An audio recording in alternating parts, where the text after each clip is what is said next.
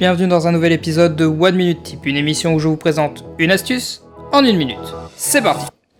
Aujourd'hui sur Premiere Pro, je vous montre comment ajouter des bandes noires à vos films, ou plutôt comment arrêter d'en ajouter. En fait, il ne faut pas du tout ajouter de bandes noires, c'est pour ça qu'il n'y a pas de solution interne à Premiere, et je vais vous expliquer pourquoi. Donc ici, j'ai une animation d'un logo sur un fond blanc, donc ça je vous montre comment ajouter un fond blanc dans une autre vidéo, et ce que j'aimerais c'est d'avoir un format cinéma en 2.35 sur 1, c'est le format anamorphique. Je vais aller dans séquence, réglage de la séquence, et ici je vais rentrer 1920 divisé par 2,35 pour obtenir 817, et je vais avoir mon format qui va se transformer, se mettre en format cinéma.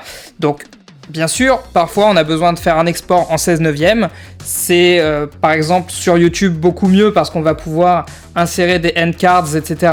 Ce qu'on ne peut pas faire avec une vidéo d'un autre format. Pour ça, c'est très simple, je vais aller chercher mon écran d'export et à partir de là, en sélectionnant par exemple une préconfiguration en 1080, disons pour YouTube, je vais avoir directement un export qui se fait en 1080 avec les bandes noires. Donc ce que je veux bien que vous compreniez, c'est qu'il n'y a pas besoin d'ajouter des bandes noires pendant le montage, et dans tous les cas vous allez pouvoir quand même remonter et recadrer si besoin, mais ça vous permet d'avoir directement la vidéo au format qu'elle doit avoir. D'ailleurs sur un écran de cinéma, généralement l'écran de cinéma est en format 2.35 ou selon la taille de l'écran, il va être dans un format particulier, et des fois c'est même sur le côté qu'on va rajouter des barres pour ne pas avoir une image qui est réduite en hauteur et en largeur. Faites vos formats à la taille de l'image dont vous avez besoin, et ça c'est la meilleure solution sur Premiere pour ajouter des bandes noires qui ne devraient pas exister en fait, qui sont là uniquement pour un aspect technique